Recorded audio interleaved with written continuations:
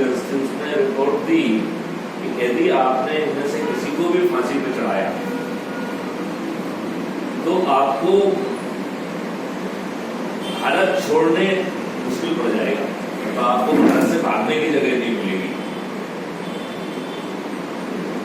यही कारण है कि आजादी जो फौज में उन्होंने बहुत लिनियन किया और बाद में तो उन्होंने ट्रायल ही विड्रॉ कर दिया।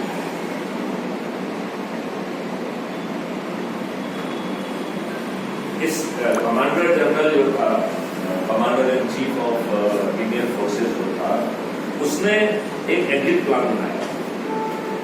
वो एग्जिट प्लान था कि यदि विद्रोह हो जाए तो हम कैसे अंग्रेजों को भारत से सुरक्षित निकाल पाएंगे।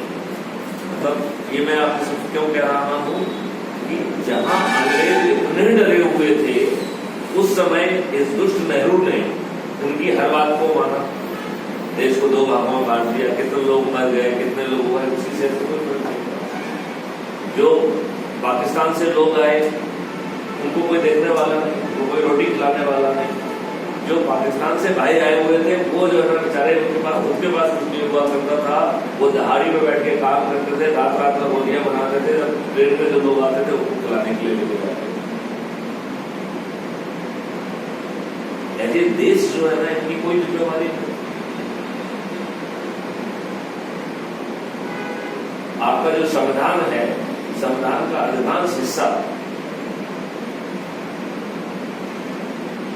इंडियन गवर्नमेंट एक्ट जो 1935 का है, जो अंग्रेजों ने अपने साम्राज्य को आगे बढ़ाने के लिए बनाया था,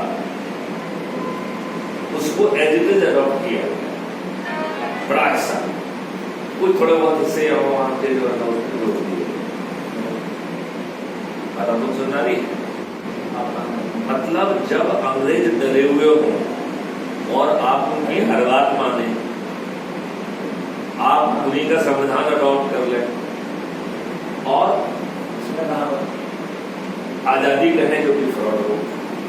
आपने जो है इस देश के साथ इतना बड़ा विश्वासघात किया, जिस संविधान को आपने पैदा किया, राइट, उस संविधान का कोई वैल्यू ही नहीं रखी।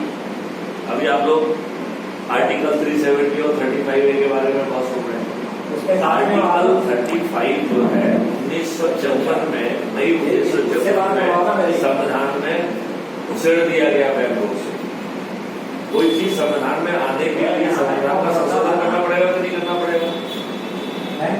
आपका 35A आर्टिकल सभी किताबों में छापा नहीं गया। जिन किताबों में छापा गया उसे अपनी जगह पे नहीं छापा गया।